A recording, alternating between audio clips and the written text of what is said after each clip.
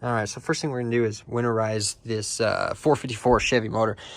This is a whole project that we're doing, but if you're just looking on how to winterize these motors, this is kind of what you do. It's super easy. Mainly, obviously your goal here is to make sure you get all of the water out of the engine, so that when it freezes, your temperatures freeze, that you don't have any water that's going to freeze inside the block, like this one did. So this one wasn't winterized when I purchased it, as is, because there was water in the engine, but you can see there's water in the water hoses. You can kind of hear this. That's water frozen inside the water pump.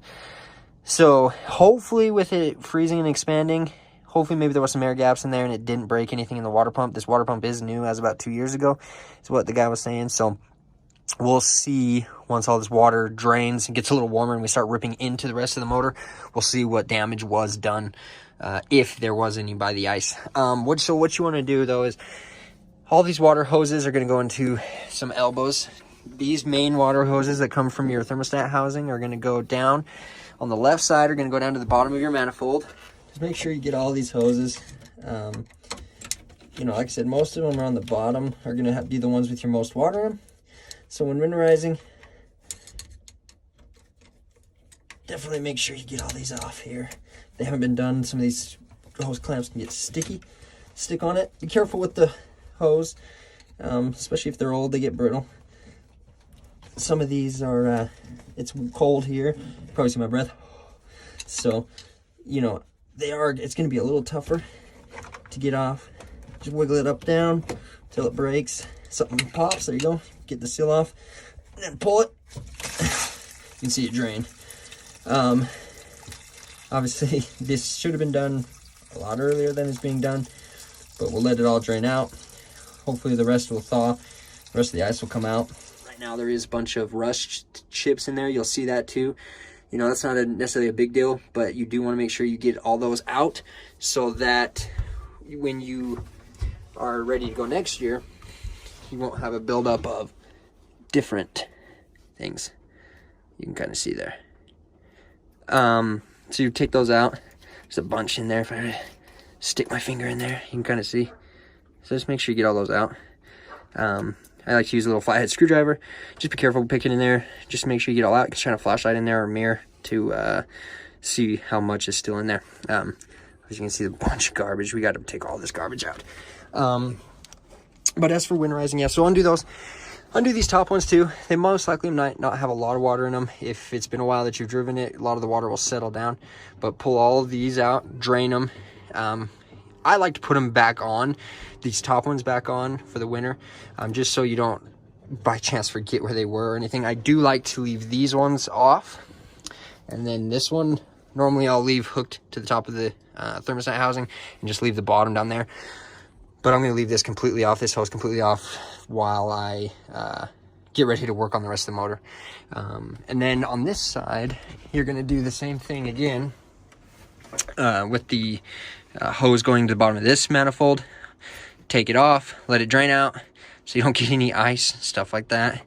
Let it drain out of the bottom of that.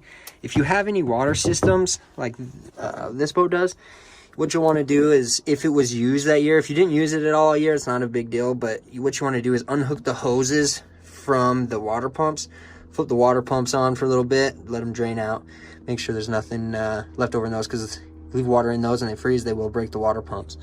A lot of these blocks, especially the 450 and the 350, will have these, you can kind of see here, these little petcocks.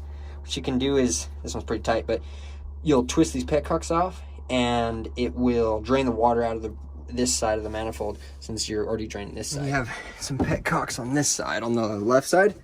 Looking at it, you're gonna have obviously one on the front of the manifold right there, one on the back of the manifold there, and you're also going to have one in the dead center of the block. It's right there, it's kind of hard to see. Yeah, right there. So you'll screw that out down by the starter, and then make sure that drains, because that'll drain the water that's actually in the cylinder walls to cool. And then that'll drain all your water. You know, one thing, you just want to make sure that you are getting all of the water out of the motor so it doesn't freeze on you. Other than that, that's kind of all the places to drain. You do have an oil cooler down at the bottom, down here you want to drain. If you were to follow this hose that's coming from the thermostat housing, this is going to go down to the bottom of the block. That's going to be your oil cooler. You want to make sure you pull that one as well. Either side, you don't necessarily have to do both. It's a good idea to do both, but if you pull a side and let it drain all the water out, then you'll be good to go. Just remember what you take off so that in the springtime you can come back in and hook all these back up to where they need to go. Obviously, another thing I like to do is I like to pull the batteries and then go through and clean them up too. This part, isn't required. You could definitely leave your batteries in, but it's not good for them unless you keep a charger on them. If you keep a charger on them in the boat, not a big deal. But I like to pull my batteries. I mean, down here, I like my camp trailer batteries that are on a trickle charger. Little shout out, I love battery tender stuff. They are really awesome on keeping a good charge so that it doesn't ruin your batteries. I use it for my camp trailer batteries, my dirt bike battery, my road bike batteries. I have 2 road bikes. I use them both on both of those bikes. And then I just purchased another one for this boat. So we will, with these batteries. So what I'll do is I'll throw one on this one. I think this battery is bad. I mean, you can look at the date. It's an old battery. So we're just going to end up trading this core in for another one. This one though is 19, so this one's still pretty good. Should be at least. So what we'll do is we'll throw a battery tender charger on this, see if it'll bring the battery back, and charge it up, get a second one, and then we'll throw them back in the boat, and we'll see if they hold their charge.